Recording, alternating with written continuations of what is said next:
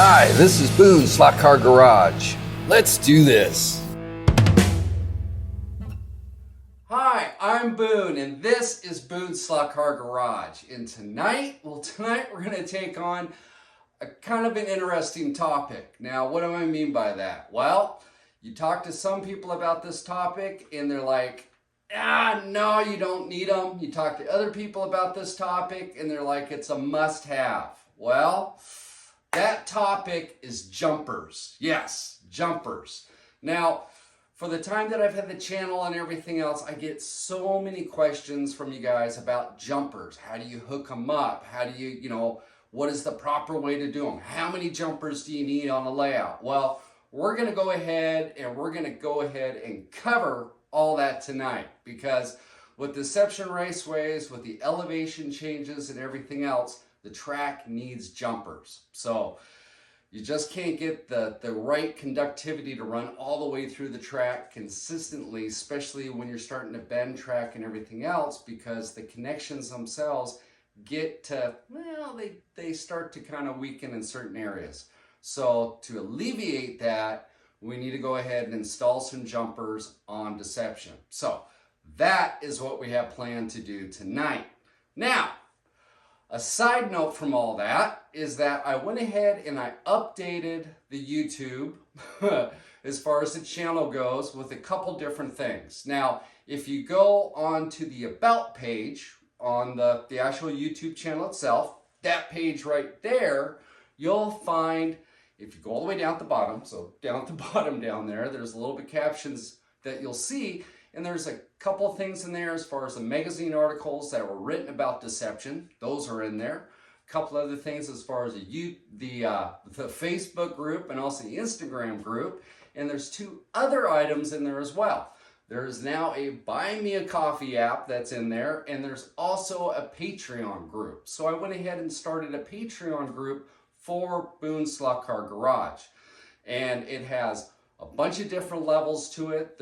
Just go in there, check it all out. There's different perks with it. I mean, it's really cool. And I should probably do a video just describing everything that goes on with the Patreon. But we'll save that till, I tell you what, we'll pick that up at the end of the video. So if you're interested in that, hang out and we'll go through it at the end of the video. But this video isn't supposed to be about Patreon.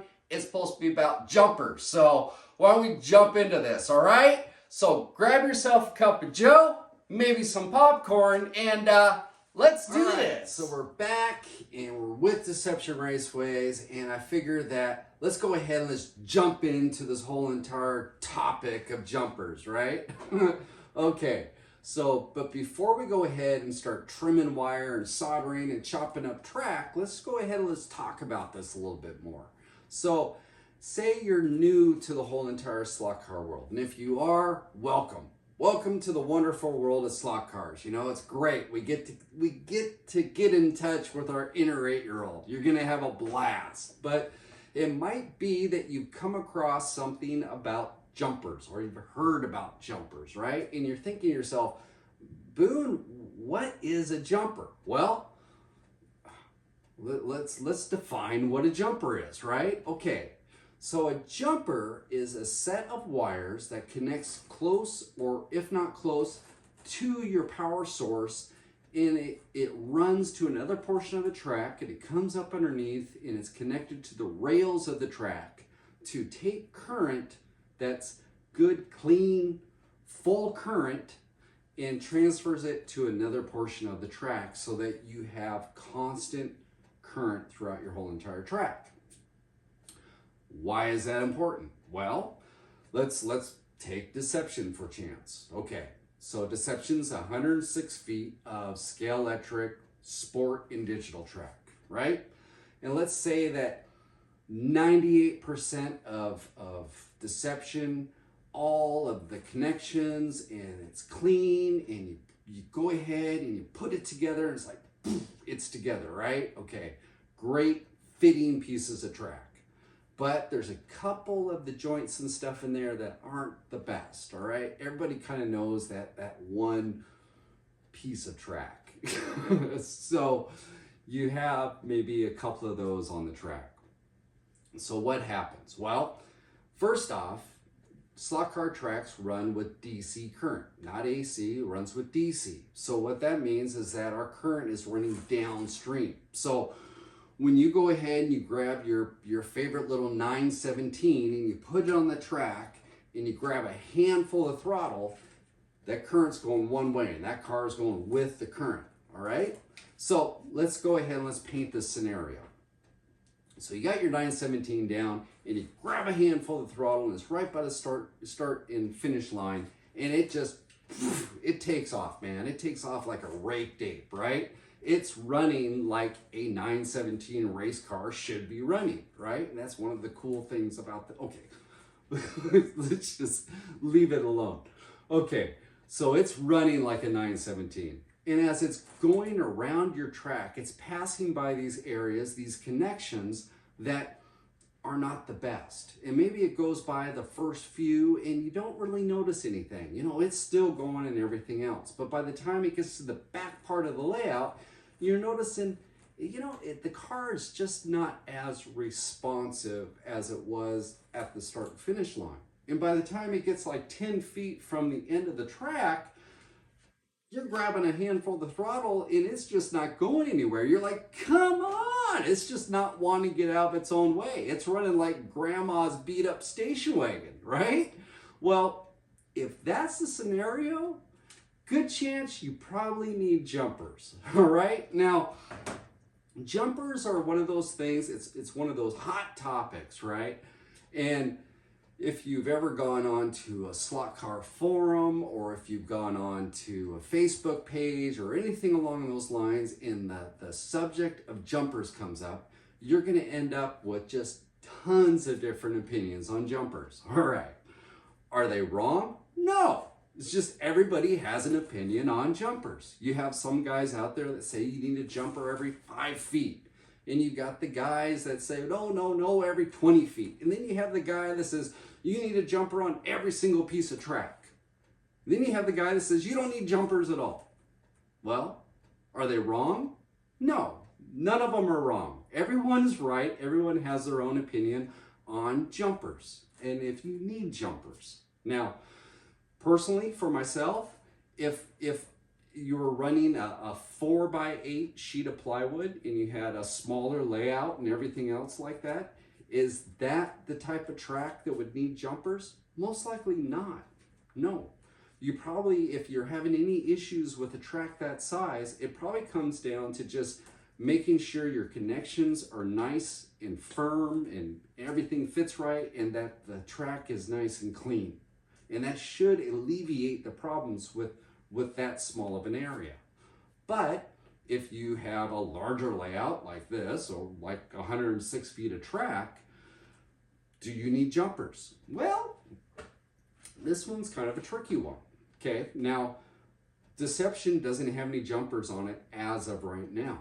Okay, and it's 106 feet long. And I'm able, with the one lane, because my track still hasn't shown up for the other side, but with the one lane, I'm able to run a car all the way around Deception. Now, is it 110% wonderful like it is right off the start? No. No, it's not. It actually gets to a certain area and it's having a hard time getting out of its way. It's turning into grandma's station wagon, right? So, ugh. Now, why is that? Well, for one thing, I have all this different elevation going on in the track, so it's creating, you know, it's creating resistance. The connection isn't the greatest, okay? So if Deception was on a flat plane and didn't have any elevations, would I need jumpers? Maybe, maybe not. I mean, I've seen some really good size layouts that are on a flat plane that don't have any jumpers on them, and they have great conductivity throughout the whole entire track. So it all comes down to the individual, comes down to the actual layout and everything else, and it comes down to the cleanliness and the connection between the track.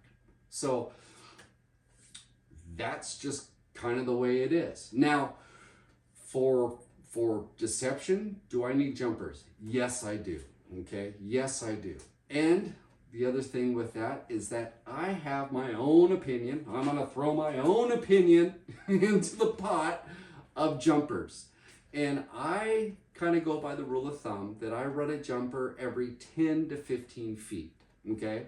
The reason why I do that is because I don't feel that I need more jumpers to it because I have good conductivity between that area. In fact, I could probably stretch it out further than that, but with the way all the different crooks and crannies and elevations and hills and swoops that are on Deception, it's kind of a insurance policy that I'm going to have some good conductivity around the track. So that's kind of my rule of thumb. Plus, the other thing is I like to keep it as simple as possible. And if I start running too many jumpers and everything else onto the track, the underside of the layout just starts getting littered with all these different electrical wires and everything else, because you got to think, not only are you going to have wires for your jumpers, but you're going to have wires for, say, different types of stuff that you have on your layout itself, as far as lights go, or any of these other things that we love to put on, you know, as far as scenery goes, okay? That's all going to combine on the underside of there, and you go underneath. And if you've ever seen some of the older train layouts and stuff like that, you know, I remember when I was a kid, there was a guy next door. He was this older guy, and he had this huge train layout in his garage. But the one thing that sticks out in my head more than anything, because it had all the switches and everything else underneath the track, is that, you know, I was pretty, you know, small at the time. So the layout was here, right? So I'm looking at the layout like this, looking over the top, and I'm seeing all these trains and stuff. But, you know, my eyes would always drop underneath the layout. And underneath the layout was this whole entire spider web of wires. Just this whole entire menagerie of all these wires and everything else. So I've always thought to myself that less is more. Keep it simple, you know, go ahead and keep it nice and clean and stuff like that. And it makes it a lot easier later on if you do have to do maintenance or anything else. Now, do I stick hard to my rule that I have for myself for every 10 to 15 feet? No, I don't. I try to use that as my baseline, but if I need another jumper between that area, then I'm going to put another jumper in to go ahead and fix maybe a little problem area. So like with Deception, it has a lot of different elevation and everything else going on. And then we have this area through the middle where it comes up, comes around, and everything else, right? And say I have a jumper right down there at the bottom of the hill. But by the time it gets up over here, I'm noticing a little bit electrical lag in this area. Well, I'm going to go ahead and put another jumper in that area. You know, it might be only a couple feet from the last jumper, but it's just the way it is. I'm just going to have to put another jumper in there to go ahead and fix that problem if I cannot fix the track itself with cleanliness and a good connection. Okay, so jumpers are kind of one of those things. Now, do you need to have, well, take Deception again for a reference. If you had a layout like this and you're thinking, well, Boone, I don't want to put in a bunch of different jumpers. I only have maybe 1 or 2 spots on my layout that have issue. Then only put 1 or 2 different jumpers in, okay? So if you have an area with a jumper, just go ahead and put a jumper in there. If it fixes the problem, great. If you don't have to put in all the extra work as far as putting jumpers in, great, because it is a little bit of work to go ahead and do jumpers. Now, jumpers are always one of those things that they're not set in stone either. So say you have an existing layout, you got it all set up and everything else, and a year or so goes by, and you're noticing that some of the areas maybe have a little bit of issue. And it's something where you've gone in, you try to clean the track and it's not working, and it's this issue area. Well, go ahead and add a jumper in there. You don't have to do all your jumpers at one time. You can go ahead and add them throughout the lifetime that you have your track. Now, that is if you can access the point that it's at, and you can get underneath your layout to go ahead and hook up the wires, right? Obvious. Now, another thing as far as jumpers go. Oh, we got all these things as far as jumpers. Okay, but this is one thing. Now, deception is, like I said, it's a digital track, right? And with digital tracks, you have pit lanes, you have your lane changers, and you got some of these other bells and whistles that go along with it too. Well, my rule of thumb with digital tracks, okay? And again, this is my rule of thumb, throwing in my opinion again into the little pool, the cauldron of jumpers. But say we have this lane change right here, okay? And we're gonna go ahead and do a jumper. Well, if you purchase digital track, this track costs a lot more than this little piece of track right here, just standard sport track, right? So there's a little bit of a cost difference. So I don't put jumpers directly on digital track. No, I don't do that. Couple reasons why. A, it's an expensive piece of track. And if I'm gonna mess up a piece of track, I'd much rather mess up the little $3 piece of track than, oh, how much are they getting for these tracks now? I've seen some pretty outrageous prices on eBay and stuff for digital track. So just, you know, there's that, right? Plus the other thing is that I don't want to mess with a digital track anyway, because there's a lot of stuff going on the inside of it, as far as with the light that picks up, as far as with the light on the underside, the digital chip, and everything else. It's kind of a neat little piece of track, and I don't want to mess with it. All right, don't want to take a chance of burning it up or anything else like that. So what I will do is go to the track that's just forward of the digital track, and then I'll go ahead and put my jumper on that track. Now, there's only one connection between this track and my digital track, all right? So I can make sure that this one connection is perfect. I can make sure that it's clean, that it fits good and everything else. And then that will assure me that I will have plenty of power to work this digital piece of track, that there's not going to be an issue with it whatsoever. So that's kind of my point of view. Rather not mess with the digital, rather sacrifice the lonely little piece of track. So now that we went ahead and we got that all figured out and everything else, I think it's about time we start to build some jumpers, all right? So let's do this. Okay, so before we get started as far as building our actual jumpers, we need to figure out where our jumper is gonna go, right? So what I have here is just a light rope, okay? So string or whatnot, and it's cut roughly at just around 15 feet. I believe this one's like at 14. So roughly about, what is that? 5 meters, okay? A little less than 5 meters. And this is just kind of an approximate for me. So what I'm gonna do is just gonna go ahead and lay it down here, and I'm gonna lay out my, my rope just around. And what this is gonna do is just help, okay? It's just one of those things that's gonna help. And I got this guy laying down, and it goes on through. And this is a good scenario, because what this is doing is it's laying right in here with a corner, okay? So this is where I have that rule where I go from 10 to 15 feet, okay? Whoops. So 10 to 15 feet. So obviously I don't want to put a jumper on a corner. I really don't. I'd rather put it on a straight piece of track. So I'm going to go ahead and utilize this little piece that's right underneath the Dunlop bridge as one of my jumpers. So what I'll do is I'll just take a piece of tape and I'll just go ahead and set it right there. And then what I'll do is I'll take my rope, I'll go out again, and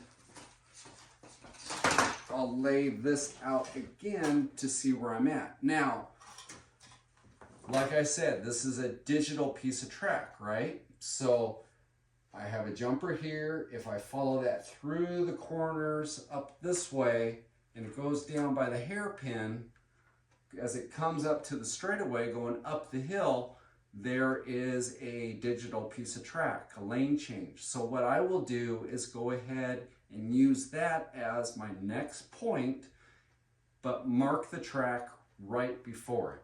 So I'll go ahead and mark it there, and then I'll just kind of work that way around the track, have it marked with tape, so then I can kind of get a visual look at it and saying, okay, do I want to put my jumpers here? How is this going to work? So what I'm going to do is just go ahead and lay this all out, and when we come back, we'll see what it looks like. Okay, so here I am standing on my layout. So it's kind of fun to be able to stand on your layout. But one thing I didn't explain on the last clip, when I went ahead and laid out the rope to find our spacing, was there is the power base, okay, right there. Now, normally, if you had a power base without a pit lane right next to it, okay, the track that was just downstream of the power base is where you would start your jumpers. That would be the main track that you're going to build off of. All right, now, being that this is just a camaraderie of all sorts of different track going through there, my next track that I'm going to use to work as my base is right after everything, and is that little guy right there before the corner. Now, I'm going to build my jumpers based off of that piece of track, and I'll go into a little bit more explanation once we start to actually set these things up. But on the 106 feet of scale-electric track that I have here for deception, I went ahead and ran 8 jumpers. So kind of give you an idea. So here's our first one that we're going to work off of. Now it comes around that corner between my legs there to our first piece of track that I showed in the last clip that I went ahead and put a piece of tape on that was underneath the Dunlop bridge. Now there's that guy. We come back around over here through these S's and whatnot to that hairpin piece of track right there, right prior to that digital lane change. So like explained, I don't like to go ahead and solder or do anything to those lane changes. I want to do it to the track that's just forward of it. So that is where we're going to go ahead and do our next jumper. Now, let me go ahead and move up this way. I'm going to be careful. I'm trying to film and walk on the layout at one time. So we come up here on top of the hill. Now the next jumper should have been right over there where that dirt road is at, that little straightaway, that back straight. But I have a lane changer that's right here. So I just went ahead and moved it ahead a couple feet to that lane changer, so I have, you know, fresh power going right into that digital piece. So there's the next one, comes around here onto a little short straight. So there's another one, and then come down the hill, and at the base of the hill I'll have one right here, right before the hairpin that comes up around the corner. And on that corner, the little short piece right there, we'll go ahead and put one. And then that comes up to the other hairpin. And then there is our last one right prior to that lane change and the pit lane. And that'll give me good constant power right at that area. And then I'll make those 2 pieces of track have no hesitation, a lot of juice. So it comes down, and bam, there's our point of our starting point. So one complete track on, or one complete lap on Deception Raceways. And again, it's, you know, 106 feet, and I'm running 8 jumpers. So kind of give you an idea. And what we need to do now is go right over there and let's start making some jumpers. All right, we're back and we got all our goodies laid out so we can go ahead and start making these jumpers. So let me go ahead and go over everything we have here. And yeah, so let me show you what we got. So I have 2 different spools of 14 gauge wire, and I have a red and a black for positive and negative. I also have a 100-foot spool of thermostat wire, okay? And thermostat wire is 18 gauge. And nice thing about thermostat wire is it has the insulator that's around it, and it has 2 wires in the inside of this. Now, the electrical current that is running through our track is not that much, and little thermostat wire works great. So go ahead and use some thermostat wire.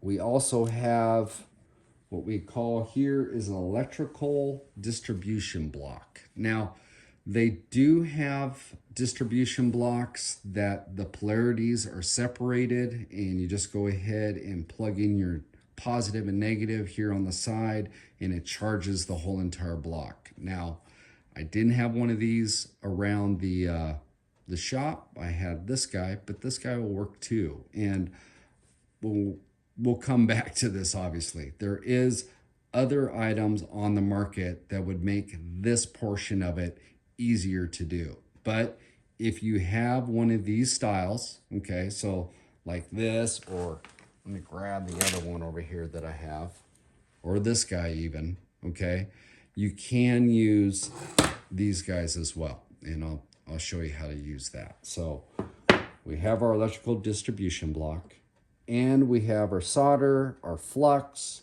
our soldering iron, screwdriver to go ahead and loosen up the screws on that guy, our wire strippers and some snips, and then also 2 different styles of needle nose pliers. And I have my little forcep pliers down here too. And these things are great, you know. If you're doing any type of soldering or working with something, you can go ahead and, you know, this is just kind of nice. It's like a third set of hands for you when 2 hands isn't enough.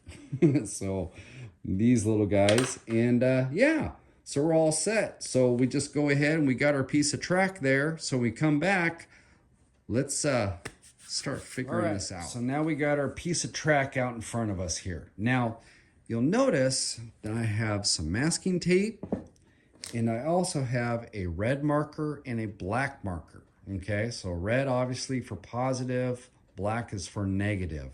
Now, this part is extremely crucial, okay? And why I emphasize this is that if you don't do this part correctly and you cross polarity your rails, all right, you can start blowing computer chips in your digital power unit, okay? Or your lane changers and everything else.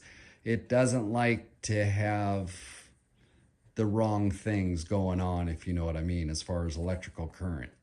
So what I like to do is go ahead and before I take my track off, okay, I want to go ahead and put an arrow as far as the direction that the track is going. Okay, that's number 1. So I know that when I put this back into my track layout, that it's going to be going in the correct direction.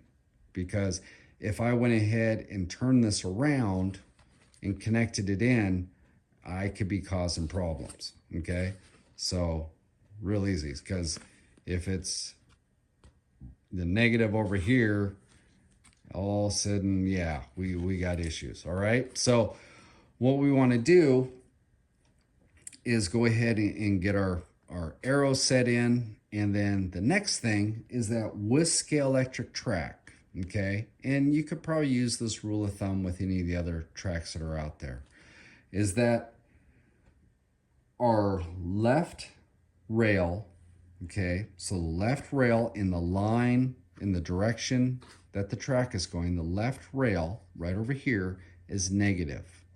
and the right rail is positive, okay? Now we have lane 1 and lane 2. So it's not like this is positive, that's, no. So per lane, you have the 2 rails, okay? So on the one rail that's on the left-hand side is negative, and the right rail then is positive. And then you come over to lane 2, the same thing. Left negative, right positive, okay?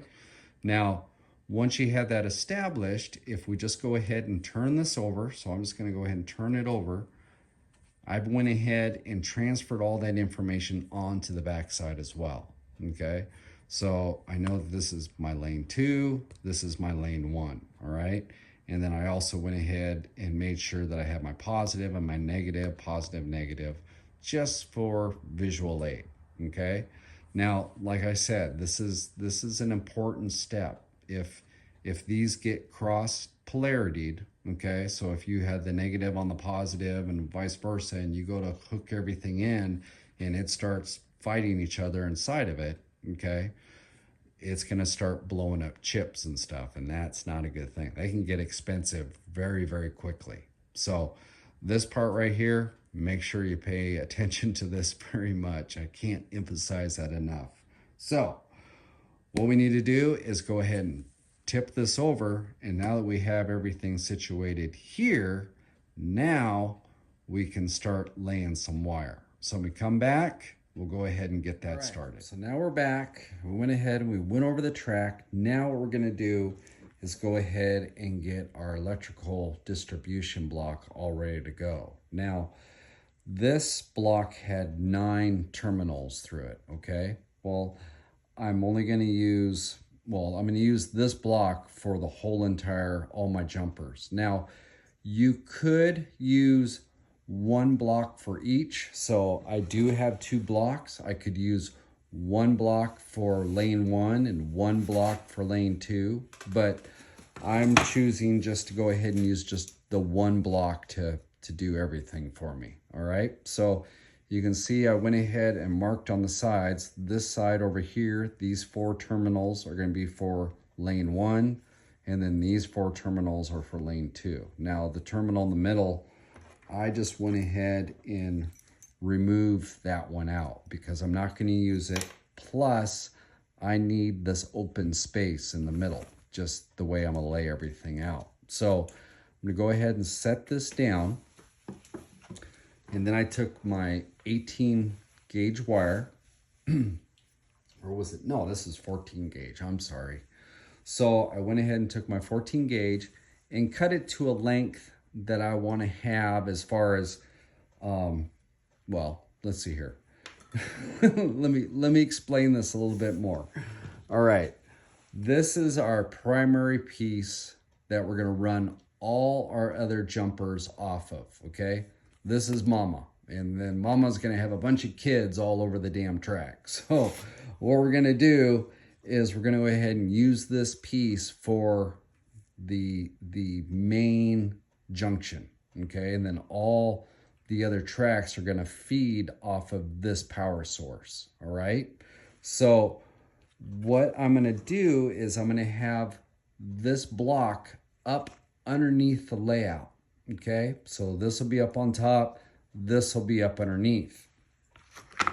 I want to make sure that my length of wire is long enough where I can put it up into the track up on top and then have enough slack that I can position this where I want to position it underneath the layout, okay? I'm going to position this within probably just a couple feet of what this track is, and then I'm going to run all my wires off of this to all the different areas on the layout. So that's kind of depicts on how much wire you're going to use, okay? So if you want to have this distribution block, say, centrally located onto your layout, you're probably going to need more wire, okay? So just kind of want to point that out, what I'm doing here. So I cut out two lengths of red, same length, and then the 2 lengths of black, same length, okay? And the reason for that is obviously one is for lane 1, one is for lane 2, all right? So you're thinking, well, wait a minute, you got 4 wires and you, what? Okay, well, I'll show you what I'm gonna do. So I went ahead and stripped off the end here. And what I'm gonna do is for my lane 1, I'll go ahead and lay this in like so between these, the openings there. And then I'm gonna go ahead and close this in and then solder it all up, okay? Now, I could use like the push pin style. Let me grab some real quick. Reach across here. So we have all these different handy dandy connectors here. And if I wanted to use a female side, you know, and do it that way to put onto this, I could, but I'd much rather go ahead and solder it because even this little connection right here has a little bit of resistance. So is it that minimal? Nah, it's not very much at all, but I'd rather have it soldered so it's the purest that I can get that wire to this terminal, okay? So what I'm gonna do is I'm gonna go ahead and lay this one like so, like I said, and then solder that in. And let's go ahead and walk you through this. So I have that guy like so, and then the negative will be right over on this side. And then I'll go ahead and solder him in. That way now I have a positive and negative for lane 1. And then I'll do the same over here and I'll have a positive and negative then for lane 2. Okay? So I'm gonna go ahead and do that. We come back, we'll take it to the next step. We're back and I have my wires all soldered up to my box. And I went ahead and just bridged these 2 together with this wire and these 2 together with this wire. So I have lane 1 and these 2 banks right here are positive and these 2 banks right here are negative. And the same thing on lane 2 or lane 1. So they're both the same way.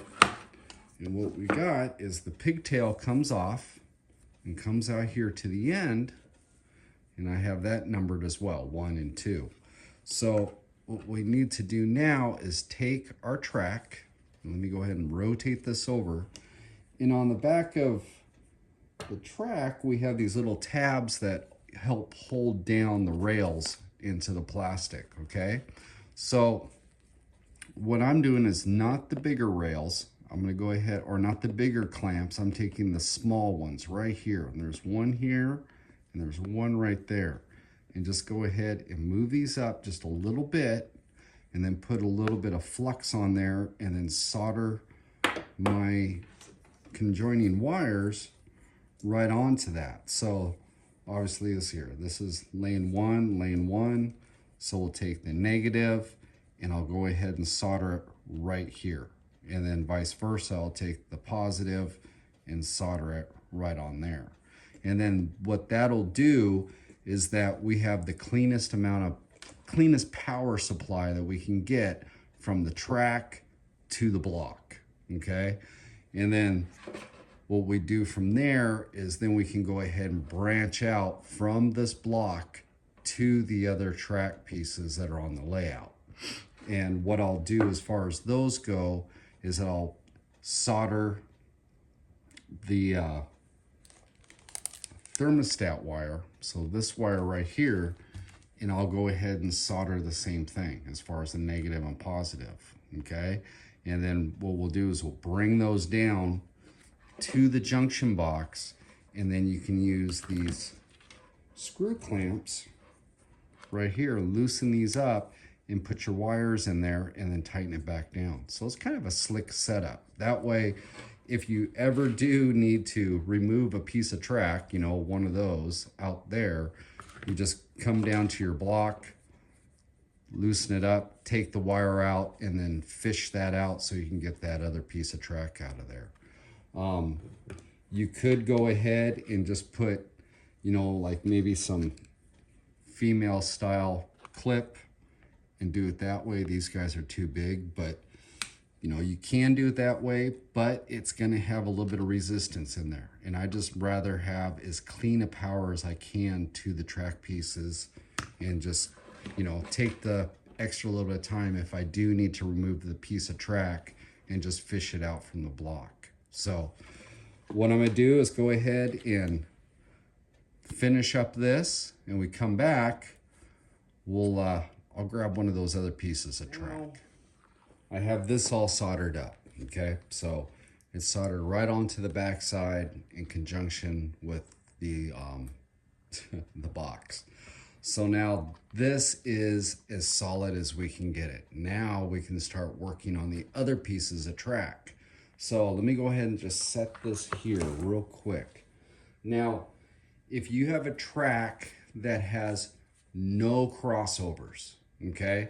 Crossovers, what I mean are these pieces of track. It can be a turn or it can be a straight, but where the left lane goes into the right lane, or, you know, vice versa, okay? You need to watch out for these, okay?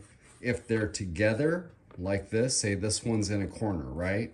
So what's happening, it's going from the outside and it switches into the inside and then goes back to the outside. If you're like that, it makes it fairly easy. If these are split up around the layout, now you're gonna have to start watching yourself. What I mean by that is if you had one of these and it went from the right side lane and it switches to the inside lane, okay? And you go ahead and you put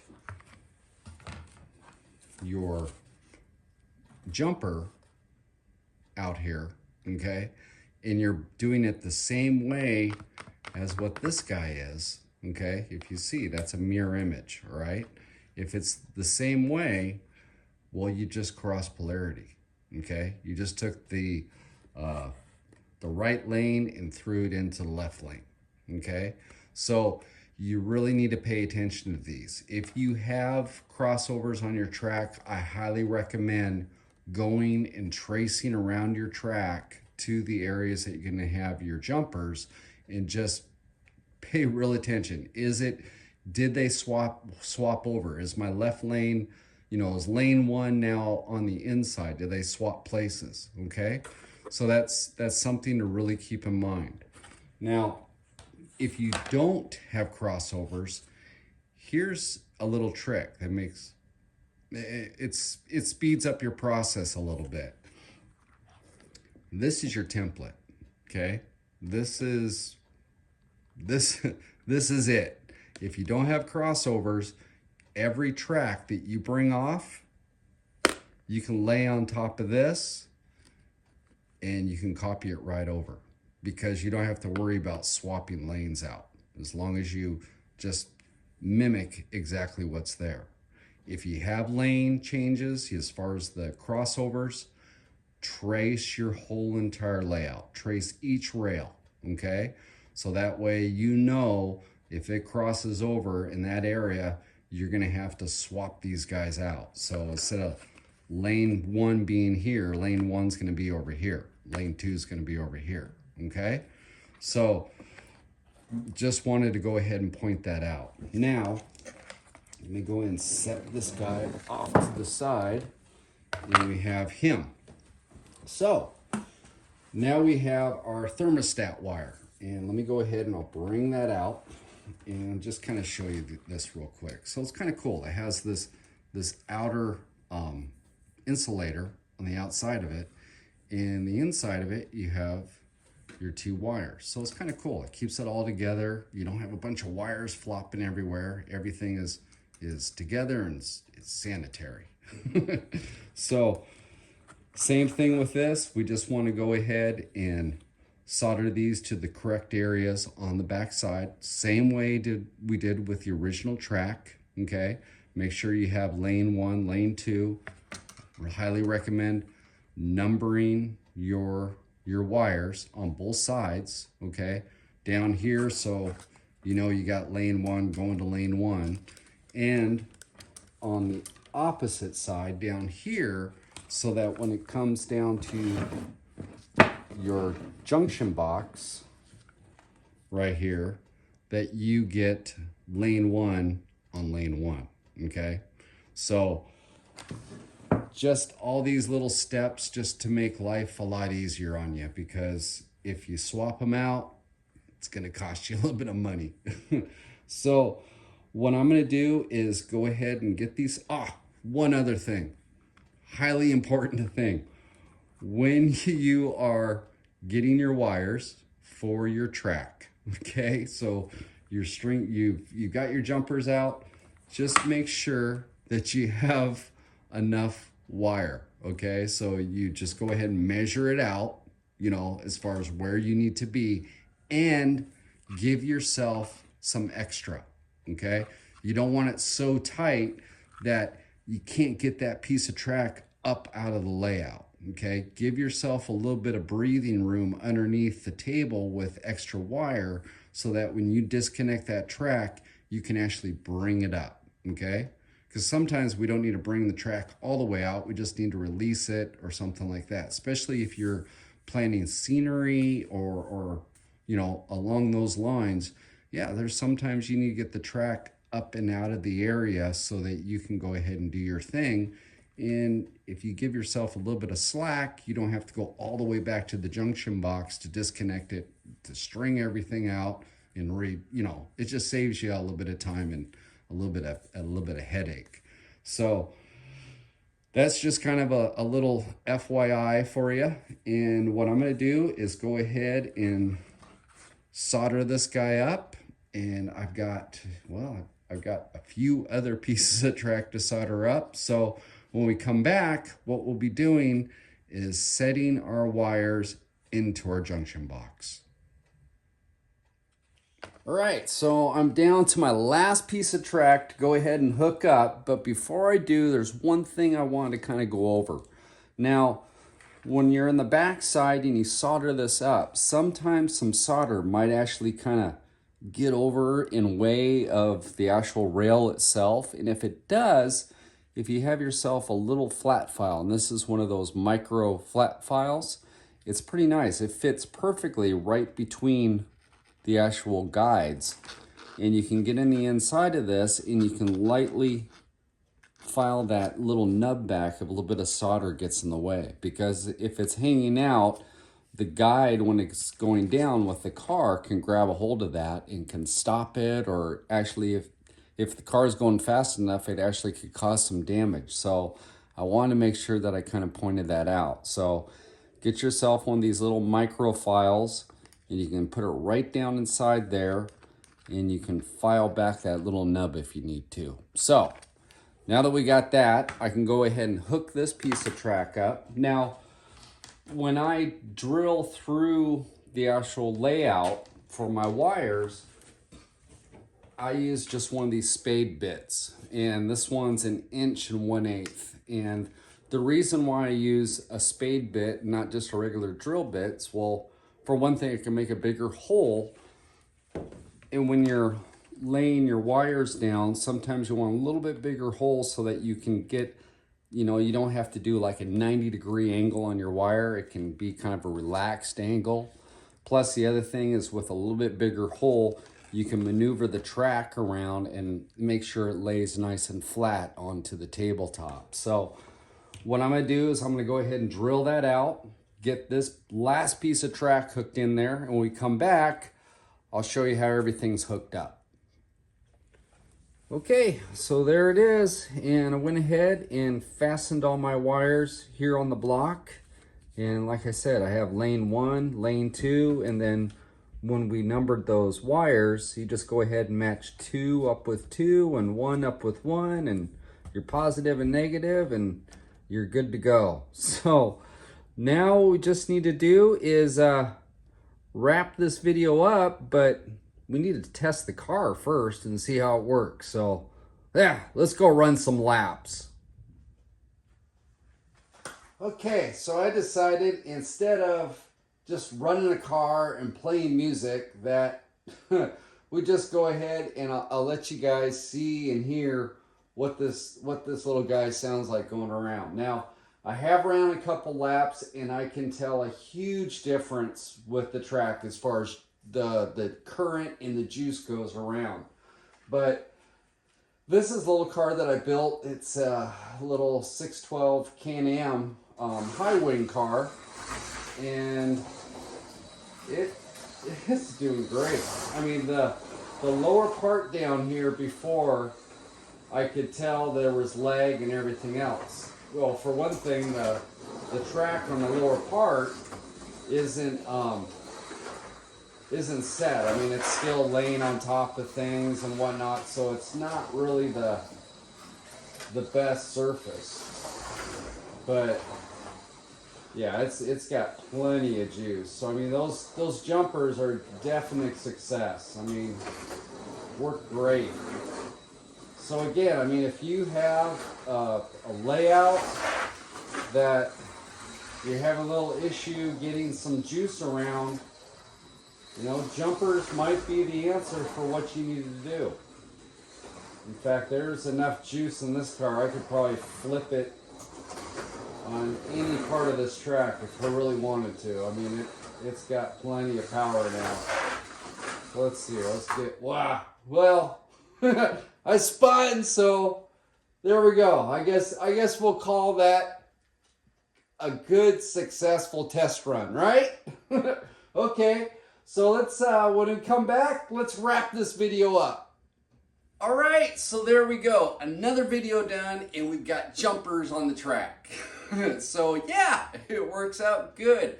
And before, you know, the way the track is down below, it's sitting on a lot of the old scenery and stuff like that, so the track isn't sitting flat. I mean, it's got a lot of nooks and crannies and some bends to it and whatnot. And before the jumpers, when I run the car down that lower part, it would kind of, you know, you could tell it was working. It was having a little bit of trouble. I'd have to keep momentum up to keep through there.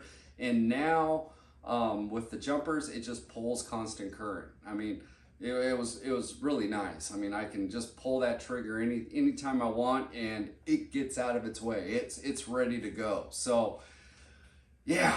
So if you have a track that's not, it's just you're fighting it and everything else, well, jumpers might be something you want to do, and I hope this video helps. So, saying all that, if you like this video, like it, share it with others, and please subscribe to my channel. And remember, we have the Facebook group, and we also have the Instagram group, so you can go ahead and check those out.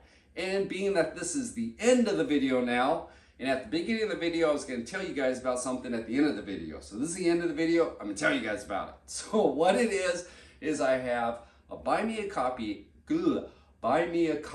app, and also I put on a Patreon. Now, the Buy Me a Coffee app is just a little app on the back side, and what these are for, okay, let me just go ahead and throw it out there. What these are for is so we can go ahead and I can update the channel with different equipment and stuff like that. Also, for different supplies, some newer stuff, and the more stuff that I'm able to bring in, I can share with you guys and whatnot. And then also, what I want to do is just do a lot more. I mean, you guys are watching me, I want to give something back to you. So with this also, we can go ahead and do more giveaways, and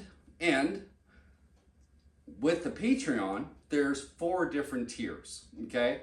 So each one of the tiers, you get a 20% discount from Racetrack Scenics. These guys right here, Kevin and Jonah, and they just have cool stuff. So anybody that goes into the Patreon, they automatically get 20% off on all their stuff. And it's a lifetime coupon for you. So it's not like a one-time thing. You show up, you only get a one-time. Nope.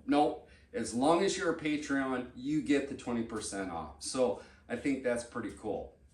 Plus, with the Patreon, there's different tiers to it, and with each tier comes different benefits. So there's everything from merchandise as far as stickers and coffee mugs and sweatshirts and t-shirts And there's also with that, with each one that goes up, there's a little bit more that I give back to you guys. And on the $40 tier, I give you guys, well, my time. So what does that mean? So what we do is we go ahead and we hook up once a month or so, and we just go ahead and chit chat and stuff like that on Private 101. There's another one there that we're going to go ahead and group chat, so everyone that's part of the Patreon group can get in there. We can all talk and do different things and answer questions and all sorts of stuff. Yeah, it'd be kind of cool.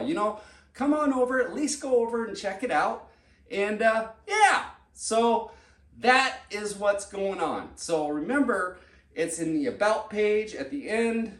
I'll put everything up. So there it all is. So it's in the About. You go down there, in the little thing, you'll see the Facebook group, you see the Instagram, there's the 2 magazine articles that are in there. There's also the Buy Me a Coffee, and there's also the Patreon, and there might be a couple other things in there.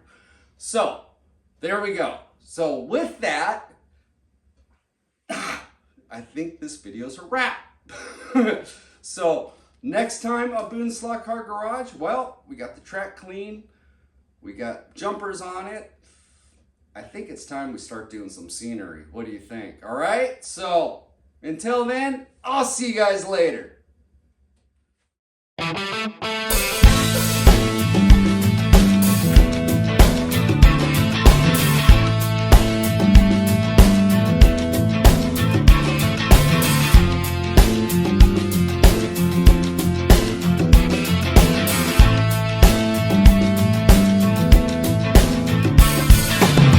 Hi, this is Boone Slot Car Garage. Let's do this.